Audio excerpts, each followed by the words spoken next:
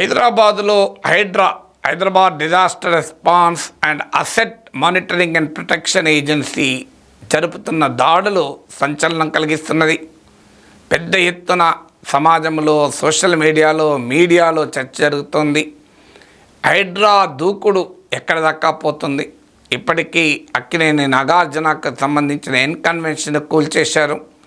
అంతకుముందు కేంద్ర మాజీ మంత్రి, కాంగ్రెస్ వర్కింగ్ కమిటీ సభ్యుడైన పల్లం రాజుకు సంబంధించిన ప్రాపర్టీస్ కూడా కూల్చేశారు. సో ఇది ఎక్కడికి పోతుంది? కేటీఆర్ జన్వాడ ఫామ్ హౌస్లో తేలుతుందా? పొంగులేటి శ్రీనివాసరెడ్డి ఫామ్ హౌస్లో తేలుతుందా?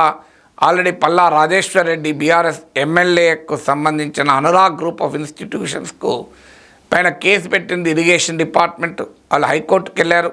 హైకోర్టు స్టేటస్ కోను ఆదేశించలేదు, రూల్స్ ప్రకారం వ్యవహరించండి అని హైడ్రాకు ఆదేశాలు ఇచ్చారు. సో ఇవన్నీ జరుగుతున్న సమయంలో హైడ్రా ముందు కొన్ని ప్రశ్నలు స్పష్టంగా కనబడుతున్నాయి. వాస్తవంగా ఈ ప్రశ్నలకు సమాధానం కొరకే నేను హైడ్రా కమిషనర్ ఏవి రంగనాథ్, ఇప్పుడు వార్తల్లో ఉన్న వ్యక్తి, అందరి దృష్టి ఆయనపైనే ఉంది. ఎవరి రంగనాథ్, ఈ ఆఫీసర్ ఏంటి, ఎంత ప్రభుత్వం ఇతనికి ఇంత పెద్ద బాధ్యతనిచ్చింది అనే చర్చ జరుగుతుంది. అందువల్ల రేపు ఏవి రంగనాథ్ను ఆహ్వానించాను. సో మీ ముందు ఆయన ఇంటర్వ్యూ, మీ తరఫున ఆయన ఇంటర్వ్యూ చేసి అనేక ప్రశ్నలకు సమాధానాలకు కూడా తీసుకుందాం. ఆల్రెడీ ఆయన రేపు అపాయింట్మెంట్ ఇచ్చారు. మీరు కూడా హైడ్రా కమిషనర్ ఏవి రంగనాథ్ను ఏదైనా అడగాలనుకుంటే ప్రజల పక్షాన మీ తరఫున కింద కామెంట్లో పోస్ట్ చేయండి. నేను మీ తరఫున హైడ్రా కమిషనర్ అడుగుతాను. అయితే ఈ రాజకీయ గోల మాత్రం వద్దు. సో మీరు హానెస్ట్గా యాజ్ ఎ కామన్ పీపుల్, ఈ పొలిటికల్ ఆరోపణలు ప్రత్యారోపణలు పక్క పెడదాం.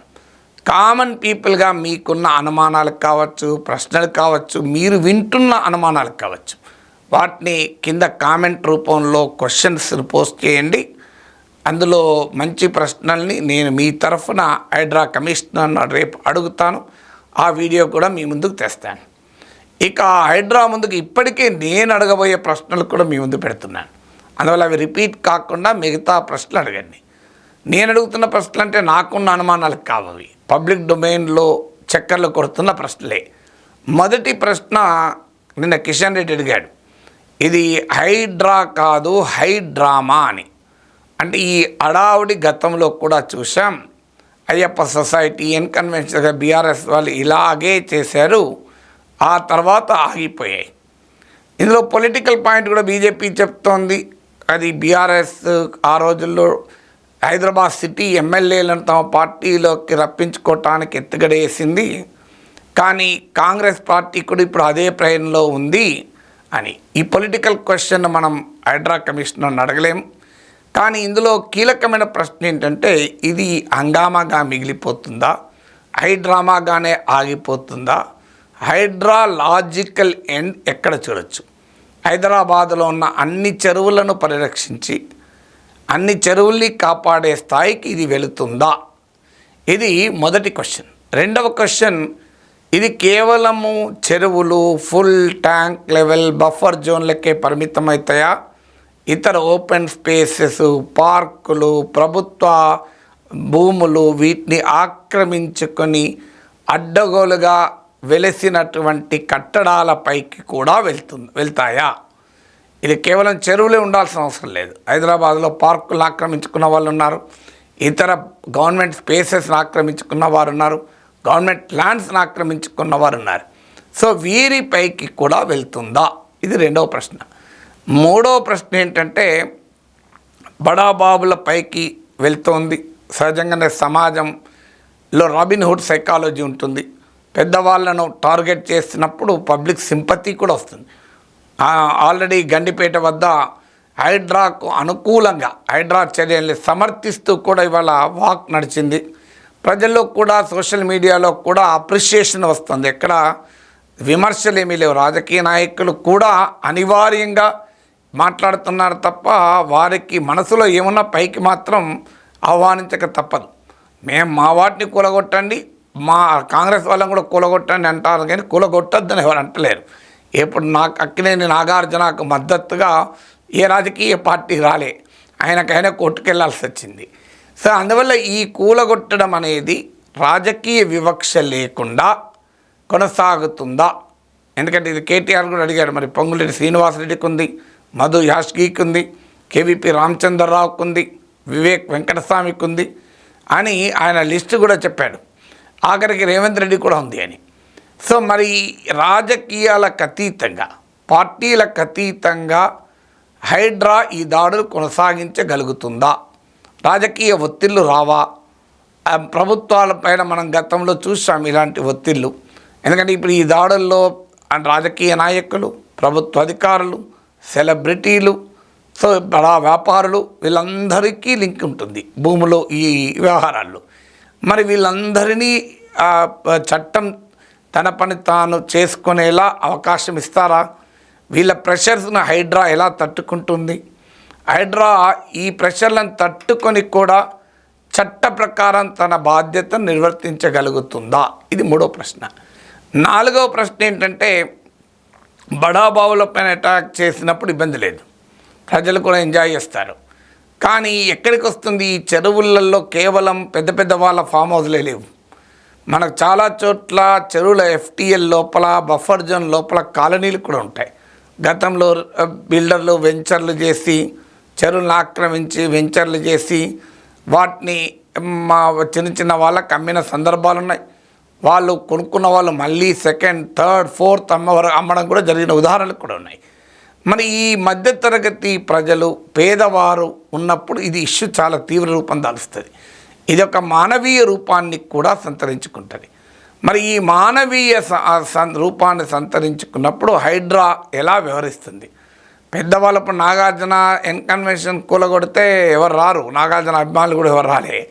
కానీ నువ్వు ఒక పేదవాళ్ళు నివసించే ప్రాంతంలో వెళ్ళి వాళ్ళ చిన్న చిన్న ఇండ్లు కూలగొడతా అంటే మామూలుగా ఉండదు. రాజకీయ ప్రతిఘటన ఉంటుంది, ప్రజల నుంచి కూడా ప్రతిఘటన ఉంటుంది. మరి ఇది మానవీయ స్వభావానికి కూడా సంతరించుకుంటుంది. పాపం వాళ్ళకు ఉన్నది అదొక్కటే ఇల్లు ఉంటుంది. అందులో మిడిల్ క్లాస్ అయితే వాళ్ళ తప్పు కూడా కాదు, ఏ వ్యవస్థలు అనుమతులు ఇచ్చాయి, వాళ్ళకు తెలుసో తెలియకనో ఏళ్ళ తరబడి కొని అక్కడ ఉంటున్నారు. మరి వాళ్ళ పట్ల హైడ్రా ఎలా వ్యవహరిస్తుంది అనేది నాలుగో ప్రశ్న. ఐదో ప్రశ్న ఏంటంటే, ఇది కూడా కిషన్ రెడ్డి అడిగాడు. ఇంతకాలం ప్రభుత్వాలే కదా అనుమతులు ఇచ్చినాయి, మరి ఈ ప్రభుత్వాలే అనుమతులు ఇచ్చాయి, ప్రభుత్వ వ్యవస్థలే అనుమతులు ఇచ్చాయి. Power connection, water connection, building పర్మిషన్లు ఉన్నాయి.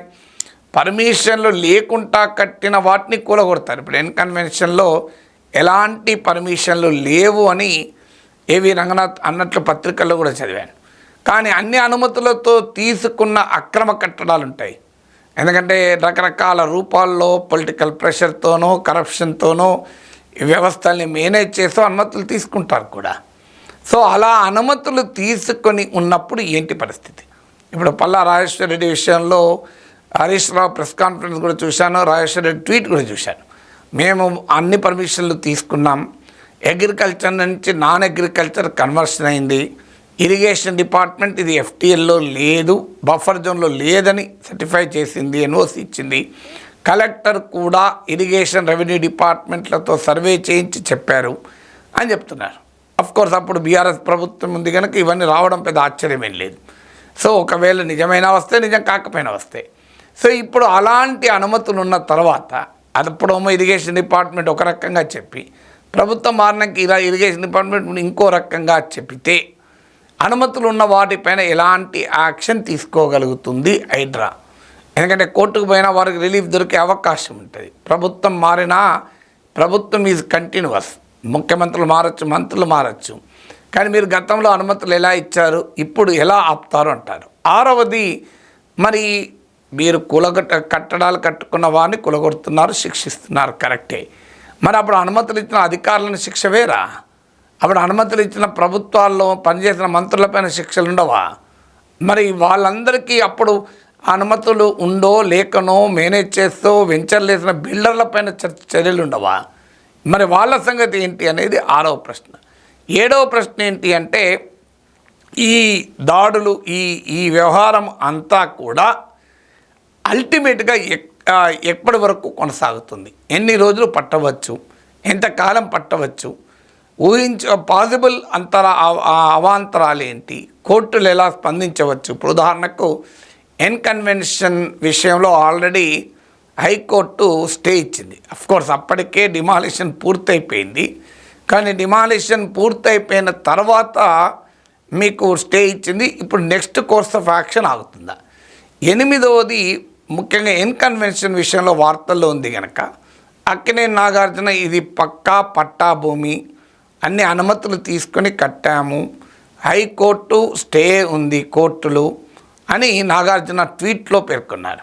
కానీ ఇవాళ పత్రికలో ఏవి రంగనాథ్ వివరణ చూశాను, దీనికి బిల్డింగ్ అనుమతి లేదు, బిల్డింగ్ బీఆర్ఎస్లో రెగ్యులరేషన్ పెట్టుకున్నారు కానీ అలో కాలేదు, ఎలాంటి కోర్టు స్టేలు లేవు దీనిపైన.